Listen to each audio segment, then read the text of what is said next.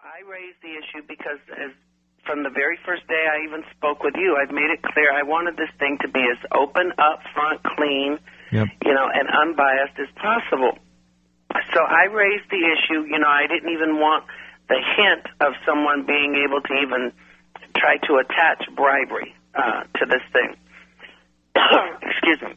So Mr. Parisi emailed me Thursday morning suggesting that I accept a flat upfront fee of $20,000 and donate 10% of that to charity. And then he says that way nobody can say there's any type of bribery there, and go from there. So what I did was I had emailed him back suggesting that, the flat fee thing sounded like a good idea. However, I told him to increase that by $10,000, and that the additional $10,000 goes to charity, $5,000 each to the two charities of my choice here in Duluth.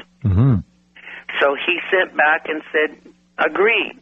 I gave him the two charities' names, and he said in his email that he would have all three checks with him when he arrived at the hotel in Los Angeles Friday.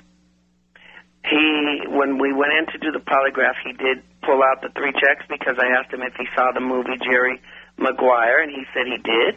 And I asked him to tell me what the most famous line from that movie was, and he said he couldn't remember. And I said, it's "Show me the money."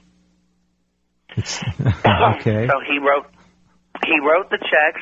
I had specifically asked him to bring certified or cashier's checks. He did not do that. He said that his company checks were good. I asked him for ID when he wrote the checks. He laughed that off, saying that he didn't need to show me ID. That they were, in fact, his company checks and that they were, in fact, good. At this point, you knew you were in the lion's den, didn't you, or getting close to it?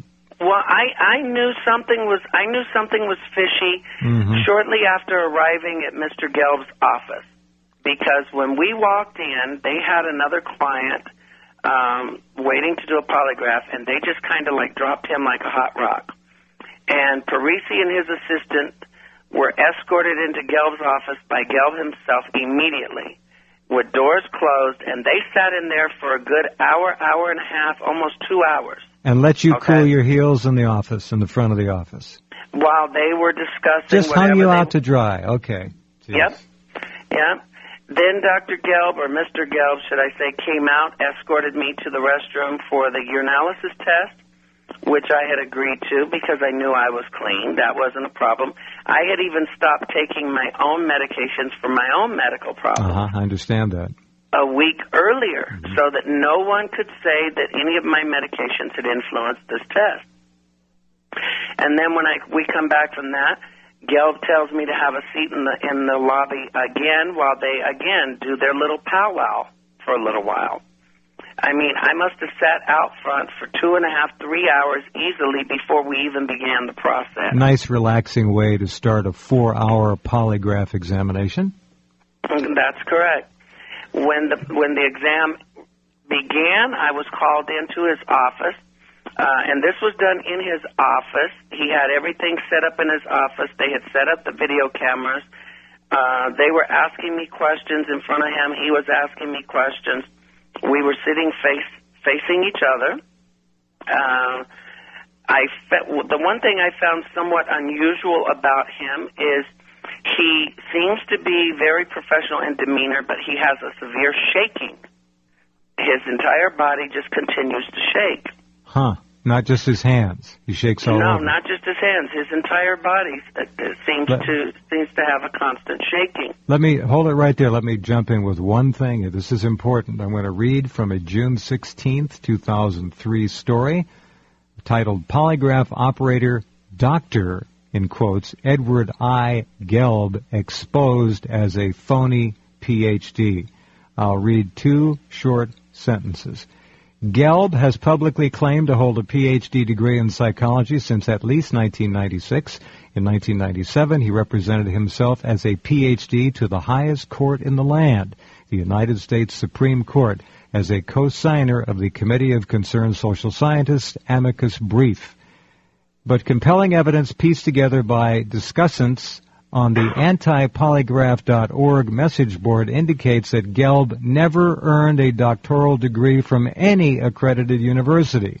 The Comprehensive Dissertation Abstracts Database, that's the definitive worldwide collection of doctoral dissertations, including over 1.6 million records dating back to 1861, includes no doctoral dissertation by an Edward Gelb. End of my comment. Go ahead, Larry.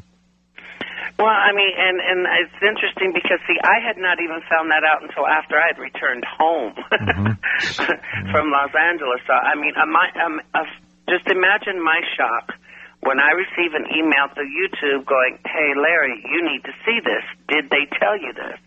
And I immediately copied the email and pasted it to an email to Mr. Parisi, and I asked him, I said, excuse me, can you explain this email to me, please?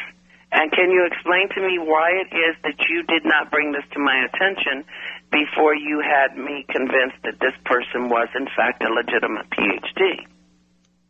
And, of course, Mr. Parisi had no response. I don't mean to laugh, but this is ludicrous, this whole thing. Oh, it's gotten more ludicrous because I've made it very clear to Mr. Parisi constantly, nonstop today, that if, in fact, the check issued for my fee, and that's exactly the way he put on the memo line, that this was a fee payment, right. If it is returned unpaid by his bank, I have made it very clear to him. I have already contacted the district attorney's office, and I will take the check to the DA's office and file criminal check charges against him on that day. Good for you, Larry Sinclair. This whole thing is really disgusting.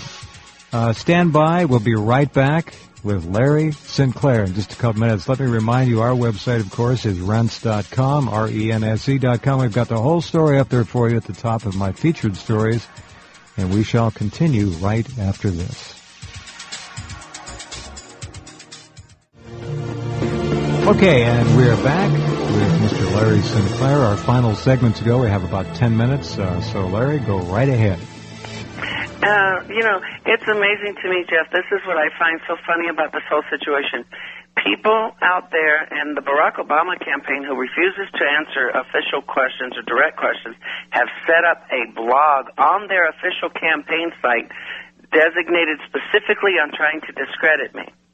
I mean, people have made, and I don't even want to give them the choice of saying unsubstantiated charges against me, because even if they were given the opportunity to substantiate them, they could not.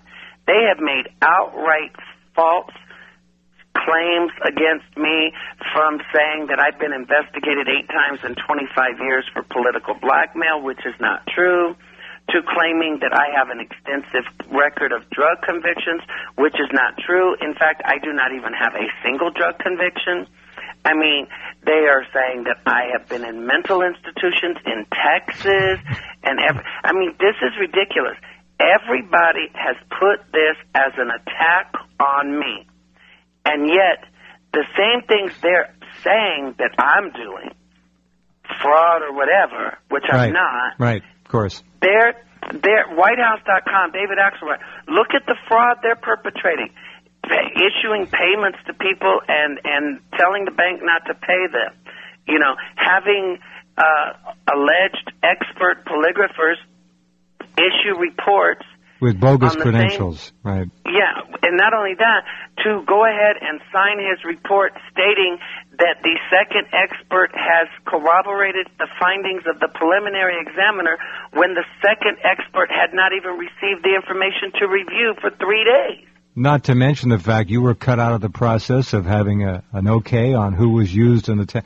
This whole thing has been really a disgrace.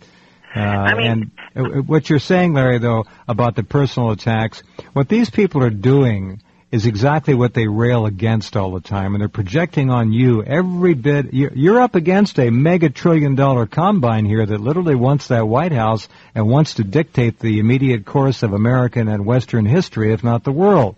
You're up against the biggest power structure, perhaps, on the planet. So there's no end of what they're going to try to do to you.